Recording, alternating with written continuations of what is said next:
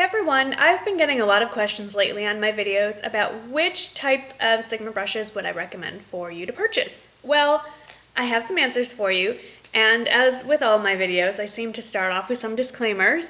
First of all, I don't own every single Sigma brush, so I can't tell you for sure that these are the best of all of the brushes, but these are my personal favorites from my collection. I have a pretty decent sized collection.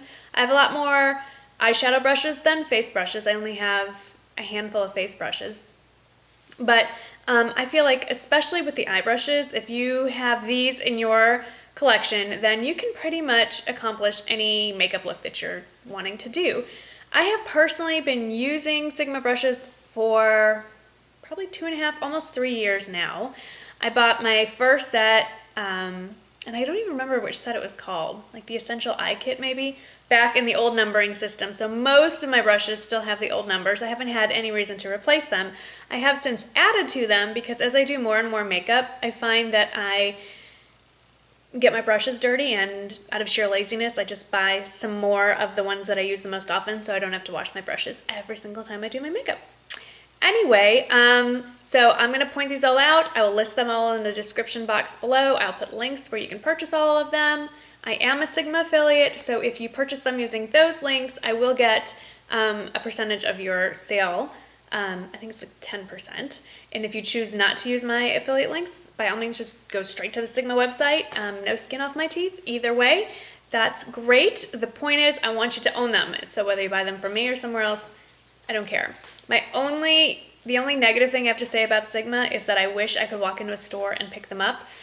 I like that immediate gratification. There is one store now open in the Mall of America, but I don't live anywhere near there. So I'll just have to wait. Maybe one day they will consider San Antonio.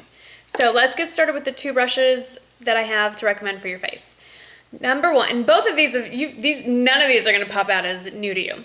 My favorite foundation brush has to be the Sigma F80, and I haven't memorized all the numbers, so I apologize. I use it so much that the writing is wearing off. You can just barely make out the F80 there.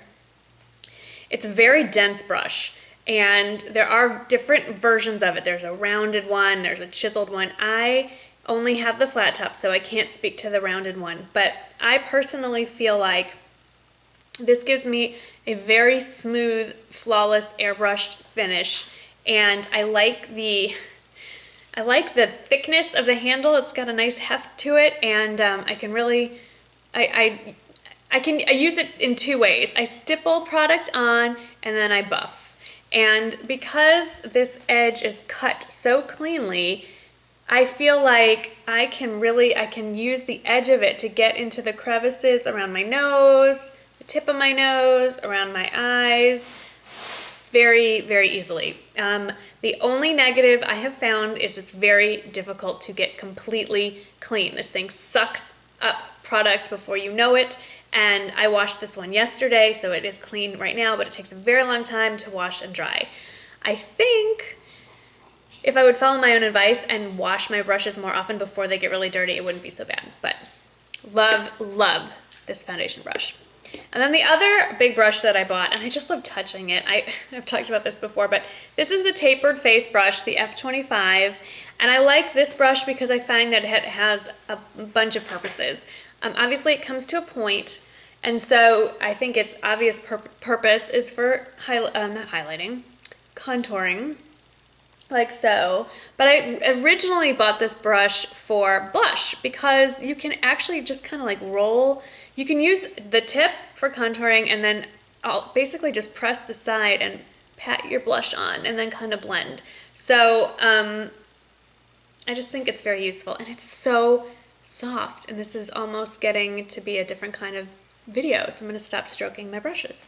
Okay, that's it for me for face brushes. Like I said, I'm sure there's a lot of other ones that are great that they make, but those are the only two that I have that I think are really worth highlighting to you. Now for face brushes.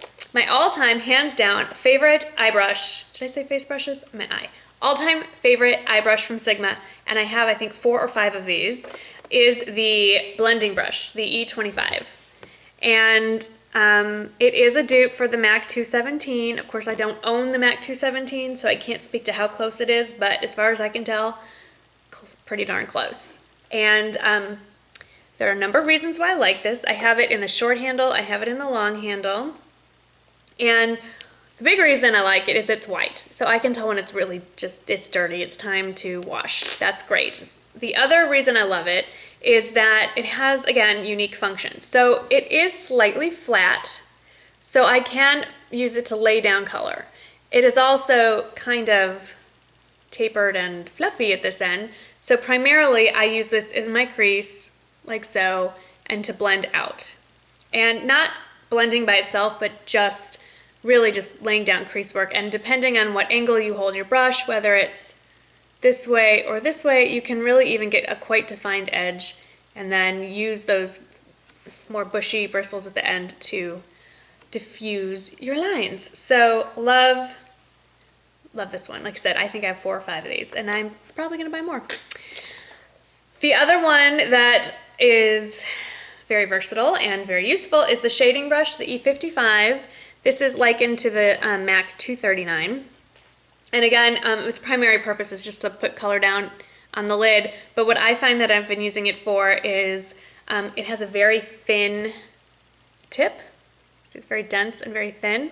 And I can put color under my eyes.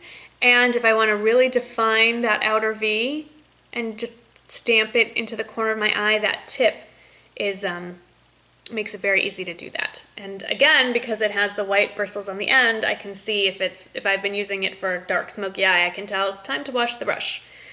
The last one, again, I think everyone should own, and then the next two are a little more specialty. This is the E40, and it's obviously just a blending brush, really.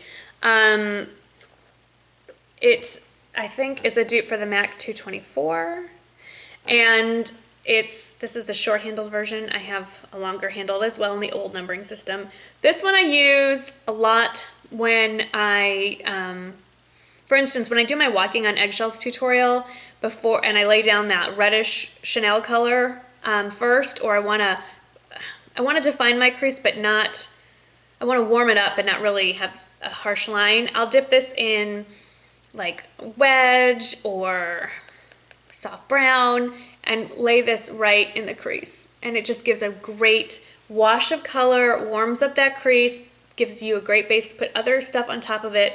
It works really well for that purpose. And then the other purpose, which is really what I use it the most for, is to blend out all my mistakes.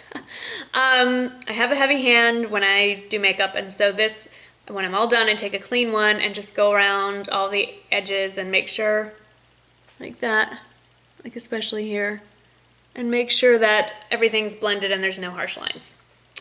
And then the last two I do use all the time, but if I didn't have these, I could make do with everything I've shown you already. The first one is the small angle brush. It's an E65. That's the short version. I got the little travel set, so this is the baby one. I have the big one as well. This one is used for a lot of things. You can use this for putting down your brow powder. I use this for lining my eyes with dark shadow and also gel liner. So it has, and for putting color down here, and so it's useful. Basically, it's an eyeliner or eyebrow brush is its main purpose, and I use it for that. And then the last brush, and I can't remember what, it's just 266 or something in MAC, I don't know, whatever. And then the last brush that for the longest time I thought I didn't need, but I actually end up using more than I thought, is, I don't have the new one, so I will have to look up the numbering for it. It used to be the SS219. I actually probably do have a short-handled one, but I'll put the number of what this, it's a pencil brush, and I'll put that down below. And it is obviously a dupe for the MAC 219. Again, the white bristles make life a lot easier knowing when it's time to clean it. I use this for a few things. I use it to put highlighter in this area, in the inner corner. I can also use it for real tiny little detail work up here. And then what I find that I'm using it a lot more for is when I put my eyeliner down, if I want to smudge it out a little bit. I can use this because the tip, it's pretty dense, it's pretty stiff. So I can get a nice, I having a blonde moment. I can really smudge out, there's the word, smudge out the eyeliner, or sometimes what I'll do is I'll dip this in an eyeshadow color similar to my eyeliner and go over it again, like so.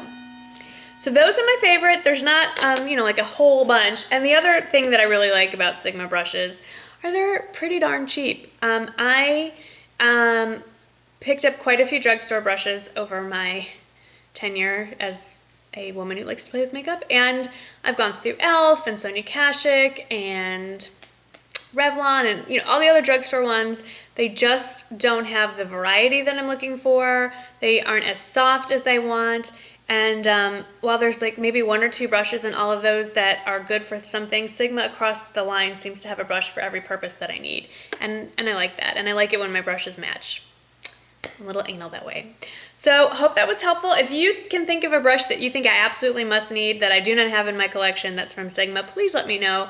I'm always looking to expand. So thank you for watching. I hope this cleared up some questions, and I'll see you in the next video. Bye-bye.